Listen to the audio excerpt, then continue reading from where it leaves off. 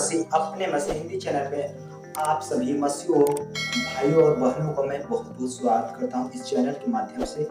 आप तो आज के मैंने विषय लेकर आया हूं कि लोग बोलते हैं मतलब बहुत लोगों को पास विश्वास नहीं है क्योंकि प्रभु यीशु मसीह के बारे में बहुत लोग नहीं जान पाए हैं। तो मेरे प्रियो आज के मैंने उस टॉपिक से बात करने वाला हूँ कि लोग प्रभु यीशु मसीह क्यों नहीं जानते हैं।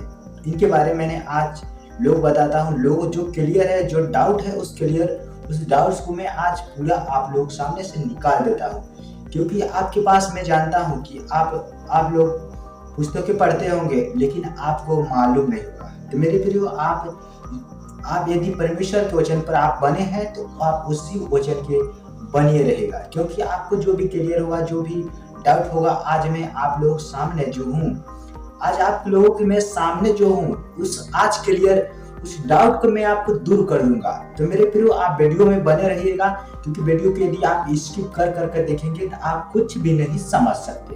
तो हम विषय को चलते हैं और वीडियो में एंड तक बनिएगा। हाँ, पुनरुत्थान की देह, इनके बारे में मैंने आज बताने जा रहा हूँ। पुनरुत्थान की देह पहला कुरिन्थियों 15 अध्याय वचन नंबर 35 से लेकर हम 54 तक आज इसके बारे में मैं बताने जा रहा हूँ क्योंकि आप इसीलिए इनके बारे में जो लोगों के पास डाउट है उस डाउट को मैं आज निकालने वाला हूँ।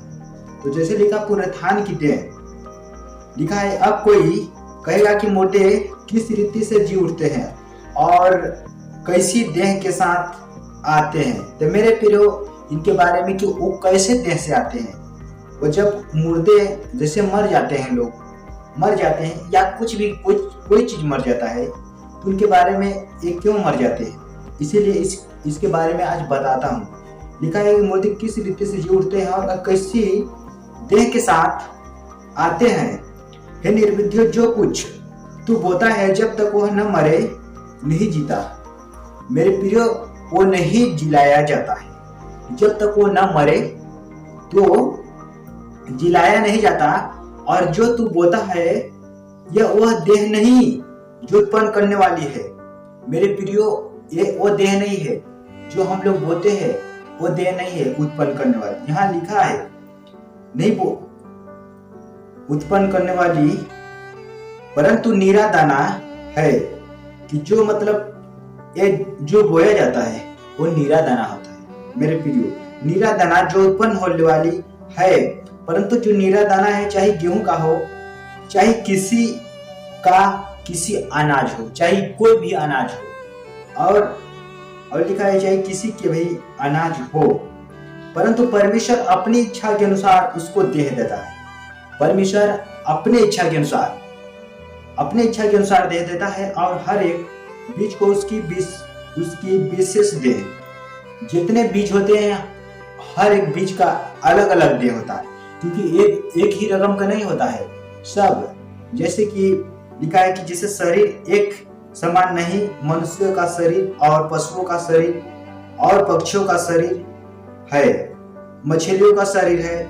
मेरे प्रियो एक जैसा शरीर नहीं है, सब प्रकार के शरीर है, पशुओं का, मनुष्यों का, मछलियों का, पक्षियों का।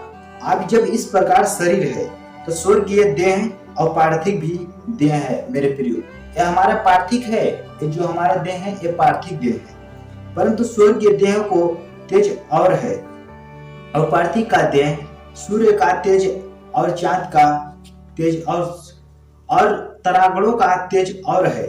मेरे प्रिय सूर्य जो है उसका प्रकाश है, चांद है उसका भी प्रकाश है, लेकिन एक बराबर मेरे प्रिय नहीं है उनका प्रकाश, उसमें कम डाउन उसमें है। इसीलिए बताया गया है कि तरागड़ों का तेज है क्योंकि एक तारे दूसरे एक तारे में तेज में अंतर है। मेरे प्रियो जो प्रकाश है एक तारे से दूसरे तारे में इसका अंतर है। तो मेरे प्रियो इसीलिए इसके बारे में ये बताया जा रहा है कि जो देह है सभी प्रकार के, जैसे हर एक वस्तु का अलग अलग देह था, उसी तरह हमारा जो एक पार्थिव देह है मेरे प्रियो सभी जीव जंतुओं का अलग अलग देह होता है। इसी तरह परमेश्वर इसमें बताए गए हैं कि इसमें अंतर है, जैसे सूर्य चांद में अंतर है, तरागड़ों में अंतर है, उसी तरह मुर्दे का जी उठना भी ऐसा ही है कि जैसा इनका भी अंतर है उसी तरह मुर्दे का भी जी उठना है। शरीर नाशवान दशा में बोया जाता है और अविनाशी दशा के रूप में जी उठता है। मतलब नाशवान, ये नाशवान है तो मतलब मरे हुए के समान मेरे प्रियो, ये नाश हो जाएगा, ये शरीर जो है वो नाश हो जाएगा, क्योंकि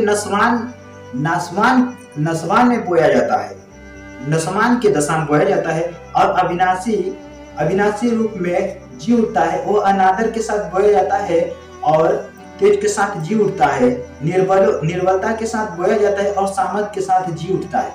मेरे प्रियो, निर्बलता कमजोरियों के समान बोया जाता है और सामर्थ जो परमेश्वर का सामर्थ है, उस सामर्थ के द्वारा वो जी उठता है। मेरे प्रियो, स्वाभाविक देह बोई जाती है और आत्मिक देह जी उठती है। स्वाभाविक, जो हमारा स्वाभाविक देह है, उस स्वाभाविक देह स्वयं के बोई जाती है और हमारा जो स्वाभाविक देह और आत्मिक जो देह, इसे स्वाभाविक देह से में आत्मिक देह उठ जाता है मेरे प्रियो। और लिखा है कि देह जी उठता है, जबकि स्वाभाविक देह है तो आत्मिक भी देह है मेरे प्रियो। आपको इसको मालूम, आप लोगों के लिए अच्छे तरह से मालूम होना चाहिए, क्योंकि यदि हमारा स्वाभाविक जो देह है ना, क्योंकि ये हमारा आत्मिक भी देह है मेरे प्रियो। क्लियर, जो डाउट है आप लोग के मन में, वो डाउट को मैं आज क्लियर करने वाला हूँ। और लिखा है कि अर्थात लिखा है कि ऐसा ही लिखा भी है कि प्रथम मनुष्य आदम जीवित प्राणी है। पहला मनुष्य आदम, मेरे प्रियो, पहला मनुष्य आदम जीवित प्राणी बना और अंतिम आदम जीवनदायक आत्मा बना मेरे प्रियो। अंतिम पहला आदम जीवित प्राणी बना और प्रथम मनुष्य आदम जीवित प्राणी जो बना। परंतु जो लिखा है कि अंतिम का मतलब ये होता है, मतलब अंत का मतलब यही होता है कि अंतिम, तो इसीलिए आदम अंतिम जीवनदायक बना मेरे प्रियो। पहला वाला तो था, लेकिन अंतिम वाला जीवनदायक बना आदम। परंतु पहले आत्मिक न था, परंतु स्वाभाविक था। मतलब पहले आत्मिक नहीं हो जाता है, पहले स्वाभाविक देह रहता है। जो हमारा ये देह है, स्वाभाविक मतलब स्वयं का देह होता है, स्वाभाविक था, इसके बाद आत्मिक हुआ मेरे प्रियो। यदि जब हमारा शरीर रहेगा तो इसका आत्मा बन ही जाएगा, क्योंकि परमेश्वर की ओर से वचन को बताया जा रहा है। प्रथम मनुष्य धरती पर से अर्थात मिट्टी का था, दूसरा मनुष्य स्वर्गीय है मेरे प्रियो।